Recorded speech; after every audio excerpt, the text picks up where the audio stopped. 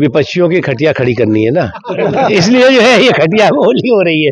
तो पूरे हिंदुस्तान में होली के हर्ष उल्लास को लेकर अलग अलग तस्वीरें देश के अलग अलग कोनों से आ रही हैं, लेकिन अगर बात करें केंद्रीय पूर्व मंत्री मुख्तार अब्बास नकवी जी की, तो इस वक्त हम उनके आवास पर मौजूद हैं और यहाँ पर एक खटिया होली का आयोजन हुआ है। सर, मैं देख रहा हूँ आपके जितने भी लोग हैं सब चारपाई पर, जिसे खटिया कहा जाता है, उसी पर बैठकर होली मना रहे हैं। तो इस बार क्या संदेश है, वो भी तब जब अलग अलग लोगों के ऐसा है कि 27 के चुनाव में विपक्षियों की खटिया खड़ी करनी है ना, इसलिए जो है ये खटिया होली हो रही है। एक चीज, दूसरी चीज, हमारा देश ऐसा देश है जिसमें सभी धर्मों के धर्मावलंबी एक दूसरे के त्योहारों को मिलजुल करके मनाते हैं।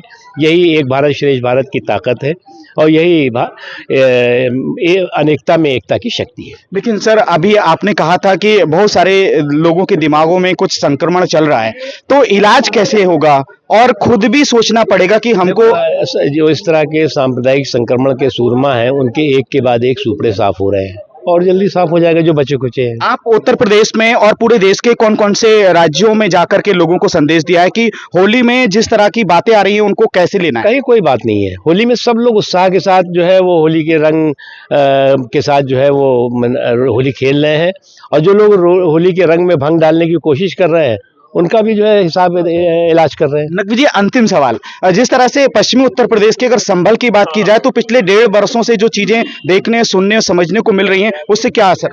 देखिए, कुछ नहीं दिखने को मिल रहा है। एक चीज आपको समझना होगा, हमें किसी भी विदेशी आक्रमणकारियों की क्रिमिनल, कम्युनल, क्रूर करतूत का कवच बनने की जरूरत नहीं है। और दिक्कत ये हुई कि कुछ लोग अभिव्यक्ति की स्वतंत्रता को आक्रांताओं की स्तुति के तौर से उसका इस्तेमाल करते हैं।